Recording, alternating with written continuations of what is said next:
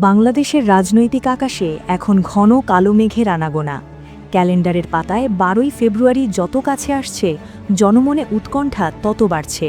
জুলাই গণ অভ্যুত্থান পরবর্তী নতুন বাংলাদেশে যে একটি অবাধ ও সুষ্ঠু নির্বাচনের প্রত্যাশা ছিল, তা এখন প্রশ্নের মুখে। একদিকে নির্বাচন কমিশনের কঠোর প্রস্তুতি, অন্যদিকে দেশের প্রধান রাজনৈতিক দলগুলোর পক্ষ থেকে আসা চরম অনাস্থা। এই নির্বাচন কি শেষ পর্যন্ত আলোর মুখ দেখবে, নাকি এটি ইতিহাসের আরেকটি প্রশ্নবিদ্ধ অধ্যায় হিসেবে নাম লেখাবে? বর্তমান পরিস্থিতি বিশ্লেষণ করলে দেখা যায়, প্রধান সব দলই এখন কমিশনের নিরপেক্ষতা নিয়ে সন্দিহান। নির্বাচনের ঠিক 25 দিন আগে দৃশ্যপটের নাটকীয় পরিবর্তন আনেন এনসিপি নেতা আসিফ মাহমুদ। তিনি অভিযোগ করেছেন যে ইসি নিরপেক্ষভাবে কাজ করতে পারছে না। গত রবিবারের আপিল শুনানিকে তিনি সরাসরি নাটক বলে অভিহিত করেছেন। তার দাবি অনুযায়ী শুনানির মাঝে হঠাৎ 15 মিনিটের বিরতি নিয়ে কমিশন কেন 1.5 ঘণ্টা সময় ব্যয় করল। অভিযোগ উঠেছে, ওই সময়ে বিএনপির একটি প্রতিনিধি দলের সঙ্গে রুদ্ধদ্বার বৈঠক করেছে কমিশন। এরপরই চট্টগ্রামের বিএনপি প্রার্থী আসলাম চৌধুরীর প্রার্থিতা বাতিলের সিদ্ধান্ত বদলে সেটিকে বৈধ ঘোষণা করা হয়। আসিফ মাহমুদের মতে, আইনের শাসনের বদলে সেখানে আবেগ আর রাজনৈতিক চাপের খেলা চলেছে, যা কমিশনের ওপর এনসিপির আস্থা শূন্যে নামিয়ে এনেছে। বিষয় হল, এনসিপি যাদের বিরুদ্ধে যোগসাজশের অভিযোগ তুলছে, সেই বিএনপিও কিন্তু কমিশনের ওপর সন্তুষ্ট নয়। বিএনপি মহাসচিব মির্জা ফখরুল ইসলাম আলমগীর গুরুতর অভিযোগ তুলেছেন পোস্টাল ব্যালট এবং প্রশাসনিক স্বচ্ছতা নিয়ে। তিনি দাবি করেছেন, ব্যালট পেপারের ডিজাইন এমনভাবে করা হয়েছে যাতে ধানের শীষ প্রতীক ভাঁজ করলে আড়ালে চলে যায়। অন্যদিকে জামায়াতে ইসলামী অভিযোগ করেছে যে মাঠ পর্যায়ের প্রশাসন তথা এসপি ও ডিসিরা একটি বিশেষ দলের প্রতি অনুগত হয়ে কাজ করছে। জামায়াতের নায়েবে আমির ডক্টর তাহের স্পষ্ট করেই বলেছেন যে লেভেল প্লেয়িং ফিল্ড তৈরি না হলে এই নির্বাচন কখনোই গ্রহণযোগ্য হবে না। এইভাবে দেশের বড় 3টি রাজনৈতিক শক্তির অনাস্থা এখন 12ই ফেব্রুয়ারির নির্বাচনকে খাদের কিনারায় দাঁড় করিয়েছে।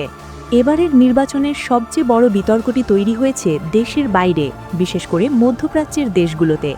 বাহরাইন এবং সৌদি আরব থেকে আসা কিছু ভাইরাল ভিডিও সামাজিক যোগাযোগ মাধ্যমে তোলপাড় সৃষ্টি করেছে।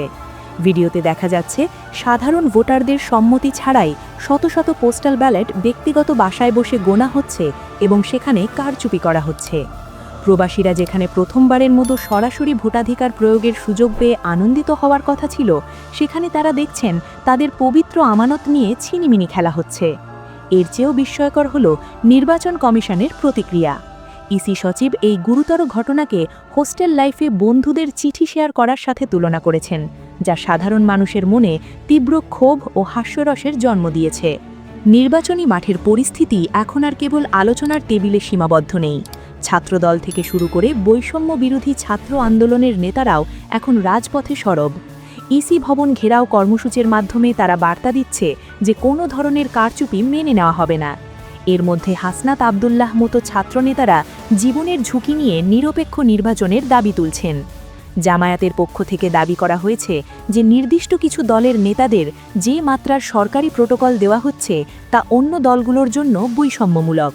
এই প্রশাসনিক বৈষম্য যদি এখনই দূর না করা হয়, তবে ভোটের মাঠে সংঘাতের আশঙ্কা প্রবল হয়ে উঠছে, যা 12ই ফেব্রুয়ারির নির্বাচনকে আরও অনিশ্চিত করে তুলছে। 12ই ফেব্রুয়ারির নির্বাচন এখন এক বিশাল প্রশ্নবোধক চিহ্নের সামনে দাঁড়িয়ে। প্রধান নির্বাচন কমিশনার আল্লাহর উপর ভরসা রেখে এগিয়ে যাওয়ার কথা বললেও বাস্তব পরিস্থিতি বলছে ভিন্ন কথা। এনসিপি যখন নির্বাচন বয়কটের কথা ভাবছে, বিএনপি জামায়াত যখন প্রশাসনের নিরপেক্ষতা নিয়ে প্রশ্ন তুলছে এবং প্রবাসী যখন ব্যালট জালিয়াতির প্রমাণ মিলছে, তখন এই নির্বাচন কতটা গ্রহণযোগ্য হবে? জুলাই গণ অভ্যুত্থানের স্পিরিট কি এই নির্বাচনে প্রতিফলিত হবে, নাকি এটিও আরেকটি সাজানো নাটকের নামান্তর হয়ে থাকবে? উত্তরটা সময়ের হাতে থাকলেও বর্তমান লক্ষণগুলো মোটেও সুখকর নয়। বাংলাদেশ কি একটি স্বচ্ছ গণতান্ত্রিক প্রক্রিয়ায় ফিরবে, নাকি আবারও অন্ধকার কোনো চোরাগলিতে হারিয়ে যাবে, সেটাই এখন দেখার বিষয়। এখন প্রশ্ন আপনার কাছে, আপনি কি মনে করেন এই পরিস্থিতিতে 12ই ফেব্রুয়ারি একটি সুষ্ঠু নির্বাচন সম্ভব? আপনার মূল্যবান মতামত আমাদের কমেন্ট বক্সে লিখে জানান। ভিডিওটি ভালো লাগলে একটি লাইক দিন এবং দেশের রাজনীতির এমন ইনডেপথ অ্যানালিসিস সবার আগে পেতে আমাদের চ্যানেলটি এক্ষুনি সাবস্ক্রাইব করে পাশে থাকা বেল আইকনটি চেপে রাখুন। দেখা হচ্ছে পরবর্তী ভিডিওতে। ততক্ষণ পর্যন্ত ভালো থাকুন, সত্যের সাথেই থাকুন। ধন্যবাদ।